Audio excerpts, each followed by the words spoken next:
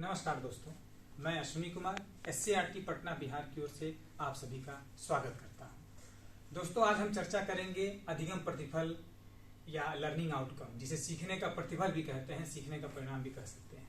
आज हम इस पर थोड़ी चर्चा करेंगे और जानेंगे कि सीखने का प्रतिफल क्या है। चलिए आइए देखते हैं कि सीखने का प्रतिफल क्या है।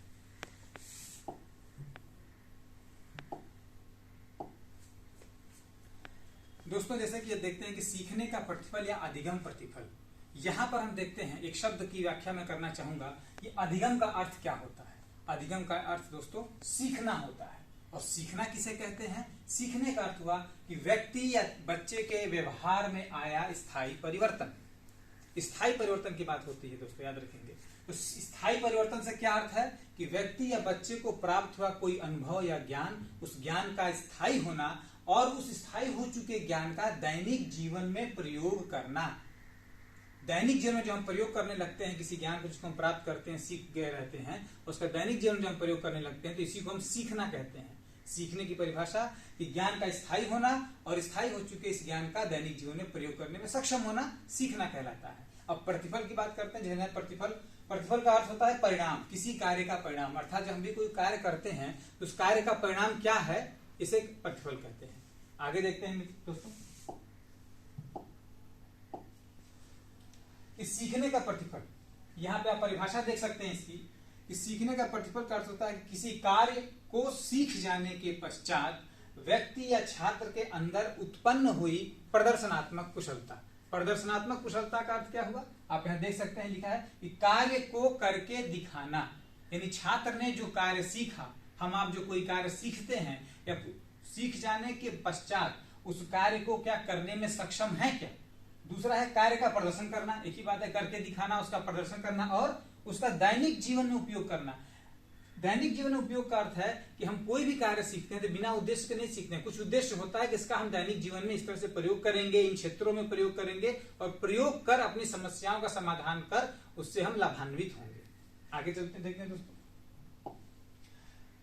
यानी कि सीखने का प्रतिफल या लर्निंग आउटकम को अगर हम परिभाषित करें तो हम पाएंगे कि वे कुशलताएं या दक्षताएं जिन्हें किसी छात्र के द्वारा किसी विषय को, कोर्स को या पाठ्यक्रम को पूर्ण कर लेने के पश्चात, उसके अध्ययन कर लेने के पश्चात छात्र के अंदर उत्पन्न हो जानी चाहिए थी, उन कुशलताओं को सीखने का प्रतिफल कहते हैं। अब ये कुशलताएं किस प्रकार की होती हैं? प्रदर्शनात्मक होनी चाहिए, यानी छात्र उन कुशलताओं का प्रदर्शन कर सके।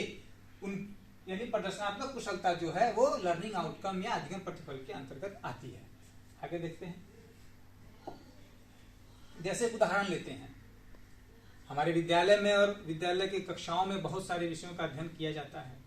और अगर प्रारंभिक स्तर की बात करें, जब बच्चा आता है विद्यालय में, कक्षा में, तो जोड़ घटाव की बातें करते हैं। और विद्यालय में और कक्षाओं में आयोजित की जा रही जितनी भी गतिविधियां होती हैं उनका एक उद्देश्य होता है, निरुद्देश्य नहीं होती हैं। उद्देश्य यही है कि नियमों को बच्चा सीखे, इन बातों को बच्चा जाने और उसका समाज में अपने दैनिक जीवन में जाके प्रयोग करे। तो यहाँ जोड़ घटाव के नियम की बात करें, जिनका किसी शिक्षक के द्वारा बच्चे को ज्ञान दिया गया, सिखाया गया, अभ्यास कार्य कक्षा में कराया गया और उसके पश्चात अब बच्चे ने सीख लिया जोड़ घटाव के नियम क्या होते हैं। अब यहाँ पर एक उदाहरण लें कि यदि किसी बच्चे की माँ ने उसे 50 रुपए का नोट दिया और कहा कि दुकान जाओ और ये 3 सामान लेकर के आओ, 10 रुपए का साबुन, 10 रुपए की टॉफी और 10 रुपए की कॉपी, कुल 30 रुपए का है। अब बच्चा दुकान जाता है, दुकानदार को 50 रुपए का नोट देता है और नोट देने के बाद उसे इन 3 सामान की मांग करता है जो 10-10 रुपए में है। दुकानदार ने उसे इस मूल्य की 3 ये सामान वस्तुएं देता है। वस्तुएं देने के बाद दुकानदार उसको 10 रुपए का नोट वापस करता है। जबकि अगर हम देखें तो 50 रुपए में 30 रुपए का सामान लिया तो 20 रुपया वापस करना चाहिए, मगर दुकानदार उसे 10 रुपए का नोट देता है। अब बच्चा देखता है कि 10 रुपए का साबुन, टॉफी, कॉपी लेने के पश्चात 10 रुपए जो दुकानदार ने दिए कुल मिला के 40 ही हो रहे हैं, मैंने 50 रुपए दिया था। तो अभी भी 50 का संतुलन इधर नहीं बन पा रहा है। या 50 रुपए में से इन 10-10 रुपए की वस्तुओं का मूल्य को घटा देता है, जो घटाने की जानकारी उसने प्राप्त कर रखी है। तो घटा करके उस घटाव के नियम की जानकारी जो उसको मिली उसका प्रयोग करता है और दुकानदार से कहता है कि मुझे आप अभी 10 रुपए और दीजिए, क्योंकि 10, 20, 30 की सामान मैंने ले लिया और 10 रुपए आपने मुझे दिए, कुल 40 रुपए होते हैं, मुझे 10 रुपए आपसे और चाहिए। तो यहाँ पर यह जो बच्चे ने बात कही 10 रुपए की मांग की, बच्चे ने जो कक्षा में सीखा था जोड़ व घटाव के नियमों का जो प्रयोग दैनिक जीवन में करना, यहाँ पे इस जोड़ घटाव को सिखाने का जो हमारा उद्देश्य था, हमारा जो अधिगम प्रतिफल था, इसको सीख जाने के बाद जो छात्र में कुशलता उत्पन्न होनी चाहिए थी, हम देखते हैं कि इस प्रकार के कार्य का प्रदर्शन करके छात्र उन कुशलताओं का प्रदर्शन करते हैं और ये बताते हैं, प्रदर्शित करते हैं कि उन्होंने इस नियमों को अच्छी तरीके से सीख लिया है। अगले उदाहरण चलते हैं। गणित में ही आते हैं। भिन्न है, शिक्षक छात्रों को कक्षा में भिन्न पढ़ाते हैं, विभिन्न उदाहरणों का परिचय कराते हैं, गतिविधियों का संचालन करते हैं। तो भिन्न में जो प्रमुख शब्द आते हैं 1/2, 2/3, 1/4, 1/3 और भी 2/5 अन्य भिन्नात्मक संख्याएं जो आती हैं, इनको जो हम सरल भाषा में बोलते हैं आधा, चौथाई, 2/3, 1/3। तो जब छात्र इन शब्दों का प्रयोग अपने दैनिक जीवन की चर्या में बात करने में प्रयोग करता है, मित्रों के साथ, शिक्षक के साथ, और जब बोला जाता है कि किसी वस्तु का 2/3 या किसी जमीन के हिस्से का 1/3, तो छात्र उसे 1/3 जो बोला गया, 1/3 बोला गया, इसके अर्थ को समझता है, अपने दैनिक जीवन की बोलचाल की भाषा में प्रयोग करता है। और जब इस तरह से सवाल उसको अभ्यास कार्य में दिया जाता है विद्यालयों में, उसको हल करता है। दैनिक जीवन में जब उसको इस तरह की बातें समझ में आती हैं, अपने घर परिवार में या मित्रों के साथ बाहर देखता है लिखा हुआ, या किसी से बातचीत में सुनता है, कोई कार्य उसे दिया जाता है, तो उस कार्य का समझ प्राप्त करता है और उसको हल करके दिखाता है कि समस्या का समाधान ऐसे है। तो यहाँ जब बच्चा इस तरह से चीजें करता है, अपने कार्य का प्रदर्शन करता है, तो समझ जाते हैं कि जो अधिगम प्रतिफल था भिन्न को पढ़ाने का, वो हमारा प्राप्त हो गया है। ऐसे आगे प्रतिशत को लेते हैं। प्रतिशत भी हमारे दैनिक जीवन उपयोग की वस्तु है, जिसको क्लास में टीचर सिखाते हैं। प्रतिशत जो किसी वस्तु का 10%, रुपए पैसे का कुछ प्रतिशत से 1000 रुपए का 10% कितना होगा, जब ये बोला गया तो बच्चा इस चीज को समझ सके। किसी जमीन के भाग का कुछ हिस्सा या प्रतिशत कह लें, या जनसंख्या का प्रतिशत, किसी समूह का प्रतिशत, जब ये बोला जाता है, या दुकान में हम देखते हैं कि लिखा रहता है कि 50% की छूट या 30% धन 20% की छूट।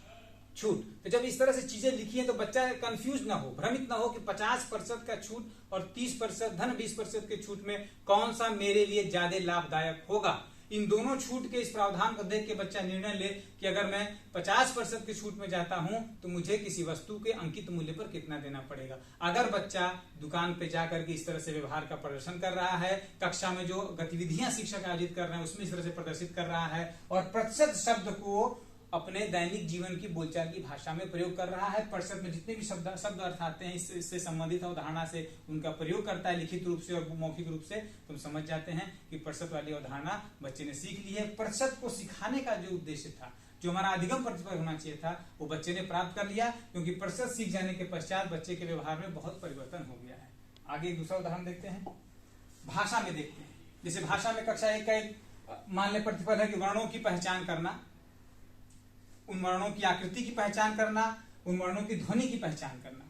तो कक्षा 1 का बच्चा जब अक्षरों से वर्णों से पहचान प्राप्त करता है तो वो वर्णों की पहचान, उसकी आकृति और ध्वनि दोनों की पहचान करता है। तो जितने भी उसको वर्णों की पहचान कक्षा में कराई गई है उनको पुस्तकों में देख के पहचान लेना, उनको बोल के उच्चारित करके दिखाना कि क ख ग ABCD आकृति देखा और पहचान लिया। अपने दैनिक जीवन जब बाहर जाता है विद्यालय में, जहां भी इस तरह से जो उन अक्षरों से शुरू होने वाले वाक्य और शब्द लिखे होते हैं, वहां पर उन अक्षरों को पहचान लेना और ध्वनि उच्चारित करके बताना कि यह क है, यह ख है, और बाहर अपने घर में भी पाता है, उन अक्षरों को पहचानता है। यानी कि भाषा कक्षा 1 का जो अधिगम प्रतिफल होना चाहिए था वर्ण को पढ़ाने का, वर्णों को बताने का, उसका प्रतिफल हमें प्राप्त होता है। ऐसे ही आगे चलते भाषा में ही तो बच्चा जो है लिखित या मुद्रित सामग्री, जो किताबें होती हैं, अखबार मैगजीन होते हैं, पत्र पत्रिकाएं हैं, पोस्टर बैनर है, बाहर दीवारों पे चिपके रहते हैं हर जगह, तो उनको पढ़ करके उनका अर्थ समझ जाता है कि क्या लिखा गया है, क्या संदेश दिया जा रहा है। इस चीज को देख के पढ़ता है, अर्थ समझ जाता है और उन शब्दों का प्रयोग लिखित या मौखिक रूप से करता है। जैसे कि आपने कोई पर्यायवाची पढ़ाई है बच्चों को,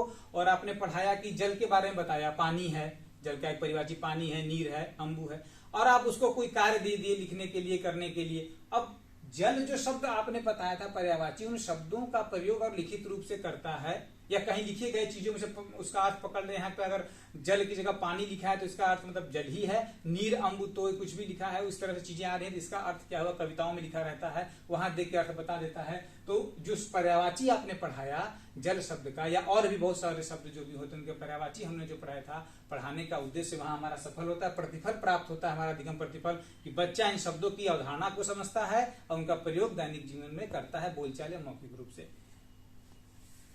अब आते हैं कि अधिगम प्रतिफल हम देखते हैं कि जब वो कार्यों को व्यवहार में प्रदर्शित करता है, जब व्यवहार प्रदर्शित हो रहा है तो उसको हम माप भी सकते हैं। तो सीखने का प्रतिफल जो है व्यवहारिक होता है, क्योंकि दैनिक रूप से प्रयोग किया जाता है इस अवधारणा का। यानी हम जो सीख रहे हैं अपने दैनिक जीवन में प्रयोग कर रहे हैं, प्रयोग करने में सक्षम है, ये व्यवहारिक है। और जब हमारा व्यवहार में ये चीजें प्रदर्शित होकर आती हैं तो उसको हम माप भी सकते हैं। अब ये अधिगम प्रतिफल क्या है, जैसे आपने देखा इसमें, और कहां से हमें प्राप्त होगी। इन विषयों में विभिन्न प्रकार के विषय हैं, हिंदी भाषा है, गणित है, विज्ञान है, सामाजिक अध्ययन है।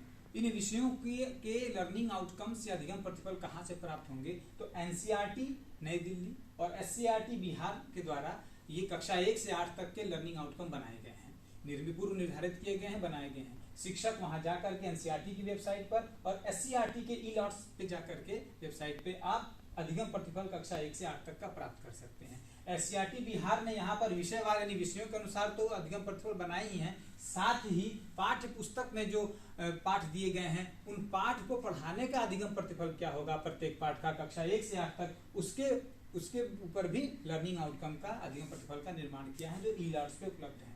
तो मेरा शिक्षक बंधुओं से अनुरोध है कि आप जाएं और जा करके ई-लॉट्स से, एनसीईआरटी की वेबसाइट से अधिगम प्रतिफल के जो स्रोत हैं उनको आप प्राप्त करें, उनका अध्ययन करें और कक्षा में अपने अधिगम प्रतिफल की प्राप्ति को सुनिश्चित करें, जिससे शिक्षा के क्षेत्र में गुणवत्ता आ सके। धन्यवाद।